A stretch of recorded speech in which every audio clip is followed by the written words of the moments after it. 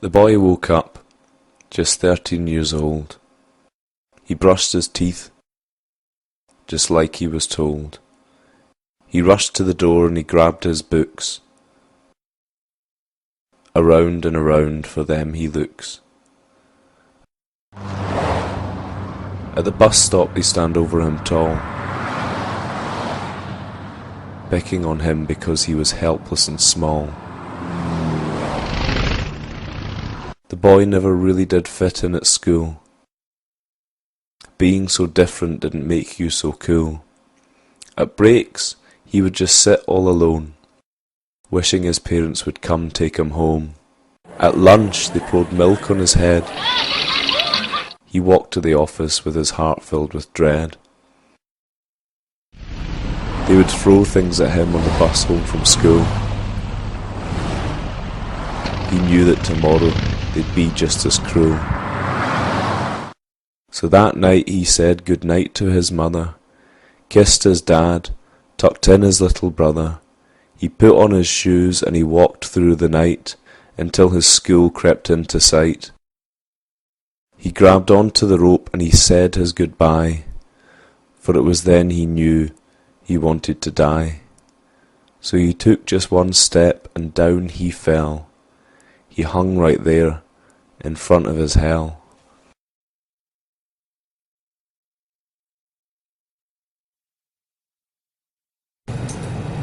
Every person has the right to be protected against violence and abuse, and children or minors are no exception.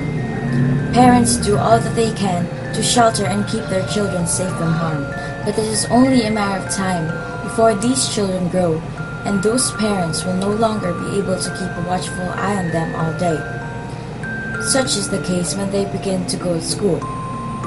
It is for this reason that the Anti-Bullying Act has been established by the Philippine government. Republic Act No. 10627, also known as the Anti-Bullying Act, is an act requiring all elementary and secondary schools to adopt policies to prevent and address the acts of bullying in their institutions. But what constitutes bullying? Under this Anti-Bullying Act, it states that bullying occurs when one or more of the following occur as a result of verbal, physical, or even electronic or online actions by one or a group of students.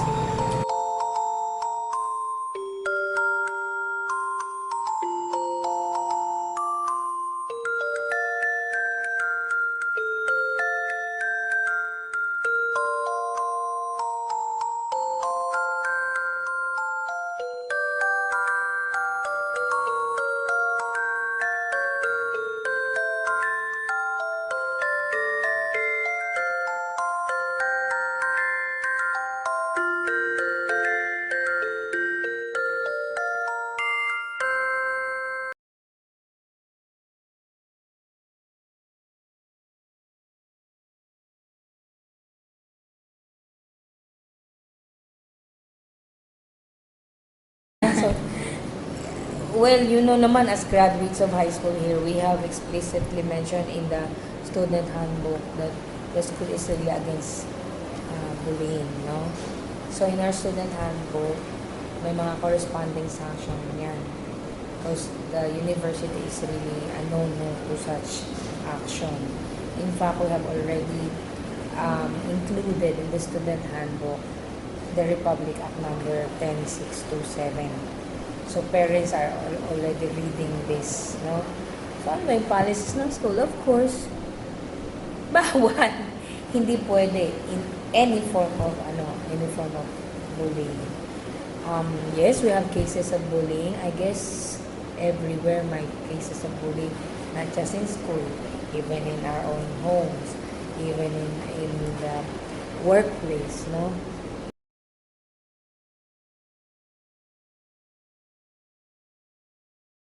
We have, especially among young people, among young students, no? Normally, ang bullying natin ay sa school, dito sa atin, yung ano lang, more on physical, you know, yung matukan, tulakan, name taggings, may pa ilang-ilang cyberbullying kasi now in the social media you are so free to say everything you want, diba, na hindi nyo alam nakakasakit na pala kayo. So in a way nagiging bullying kung paulit-ulit, especially kung nagpo-post ng mga hindi magaganda na in a way affected ka na, no? Affected na yung mga bata.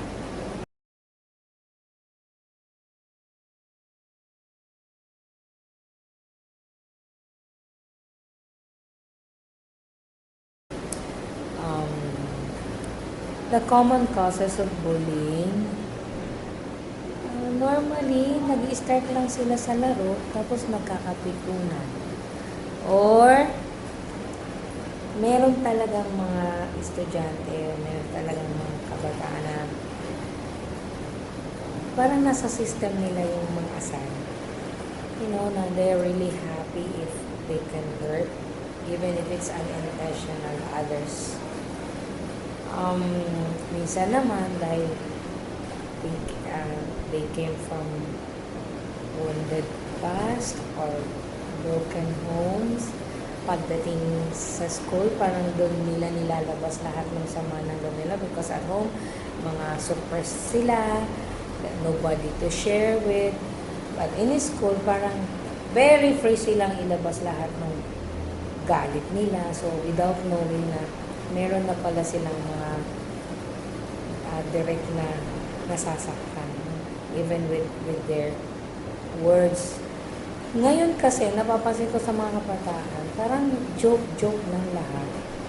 Kahit yung mga batukan, taguan ng bag, pero hindi nila alam, kapag repeatedly done, this is already bullying. Diba? Yung simple lang na pangunguhan ng gamit, kung yung ballpen, hindi nila alam, bullying na to. But if it's repeatedly done, kasi yun ang sinasabi, diba?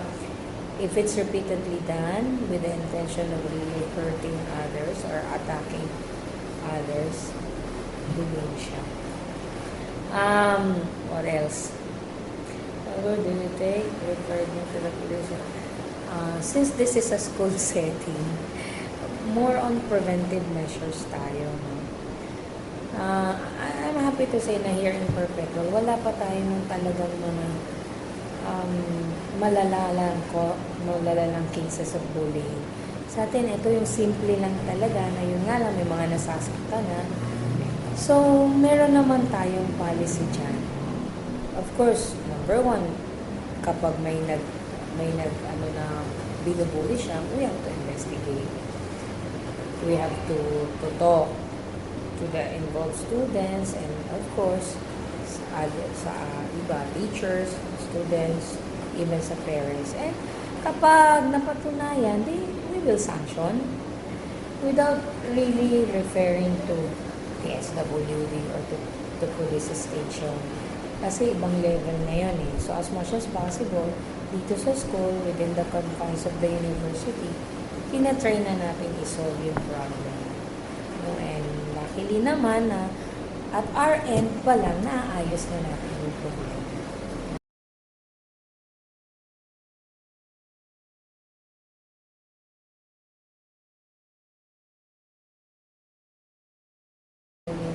I believe so. Kasi nga, as I've said na, preventive muna tayo than punitive, no? Hindi naman tayo yung normal court na talaga pag may chinarge ng bullying, talagang accused agad, no?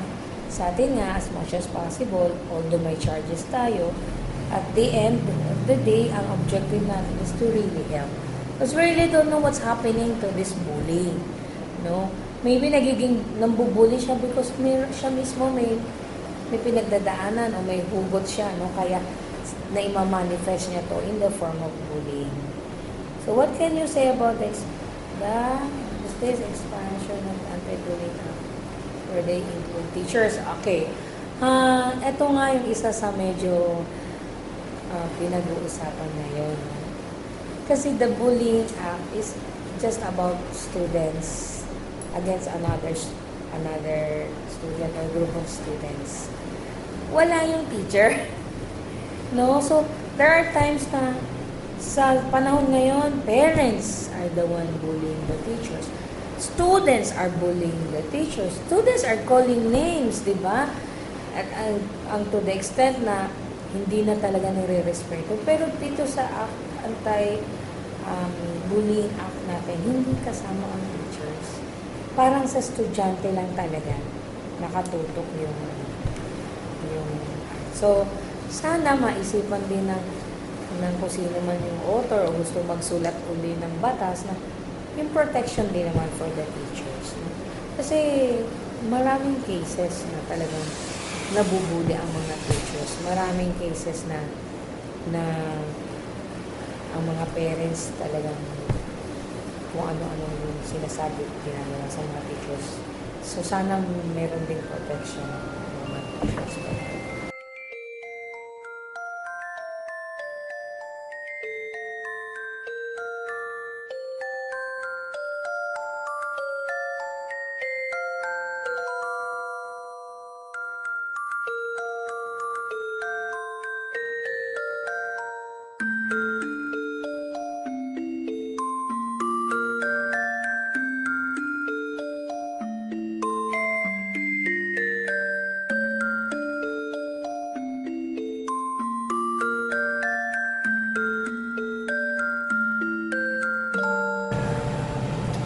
It has been made clear that bullying, in this case, goes beyond physical harm, such as punching, pushing, or kicking. It also includes verbal abuse that causes emotional or psychological turmoil to a child, or wrongly aims to take another child's reputation. Cyberbullying is also addressed by the Anti-Bullying Act, and rightly so, as most students these days have access to the internet and mobile devices. The responsibility of a school goes beyond that of a learning facility. It must also be able to provide a safe venue for students to learn, develop, and thrive. With the Anti-Bullying Act in place, parents and students alike can now feel that the school is a place where they can be protected as well. Students, faculty, and school staff are also enjoined to do their part by reporting any acts of bullying that they witness or hear about, whether physical or emotional. Taking action helps make your school a better place.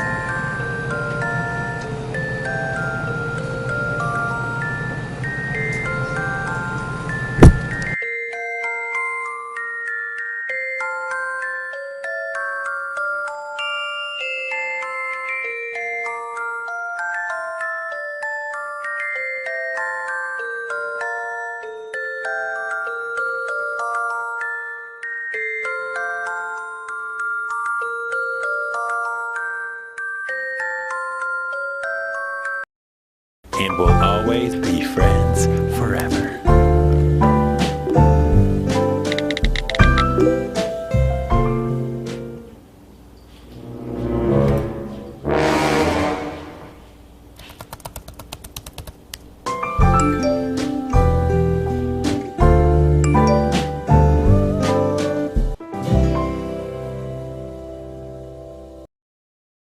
Parents do all that they can to shelter and keep their children. It says that bullying occurs when war. It also includes verbal abuse. It causes emotional or psychological abuse. It causes emotional. The responsibility of the school goes beyond that parents and students alike can now feel safe. To provide a safe venue for students to learn. With the Anti-Bullying Act in place, parents and students alike can now feel safe. With the the responsibility of the school goes beyond that of a learning facility. It must also be able to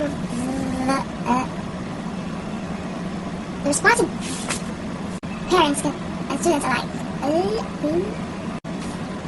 With the Anti-Bullying Act in place,